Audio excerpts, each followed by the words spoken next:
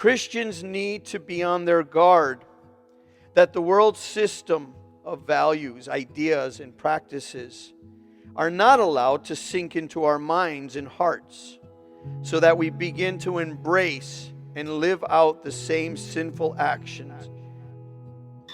We are told what a Christian should be doing with their time here on earth, rather than being interested finding out what is going on in our filthy, tainted, polluted, ungodly world in which we live. The Christian is to spend their time finding out what is acceptable to the Lord. Sin lies just on the other side of the door. It calls out to you, but you must conquer its enticements by being imitators of God. The world has its sway, and its enticements are demonically designed to entrap us. And there is no difference for the believer as well as the non-believer. But Paul is warning Christians to not fall prey once again to the deceptions of sin and then be found as an enemy of God. Let no one deceive you with empty words. When this happens, a person's enthusiasm for the created thing replaces their love for God, and within them a void is created. Far too many people who consider themselves to be Christians are craving after and are more in love with the things that feed the old carnal nature than they are enthusiastic about the things of God.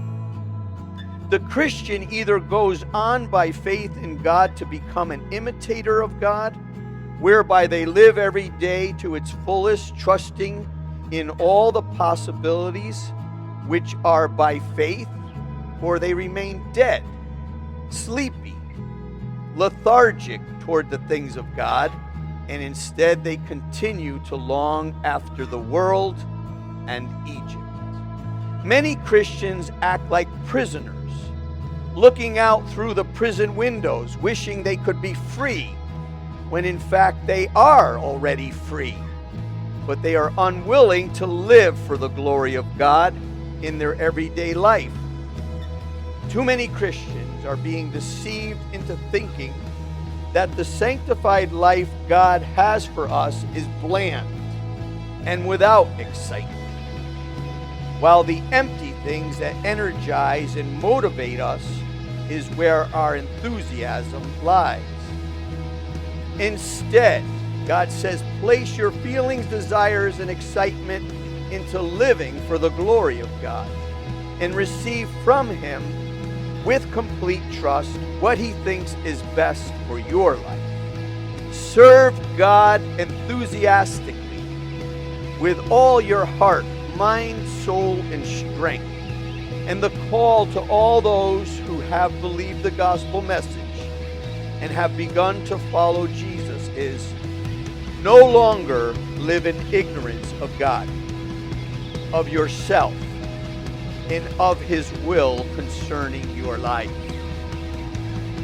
Awake, rouse up yourself, prepare yourself, arise from the dead, come out from those enthusiasms of the unsaved, and instead be bold in your faith towards God.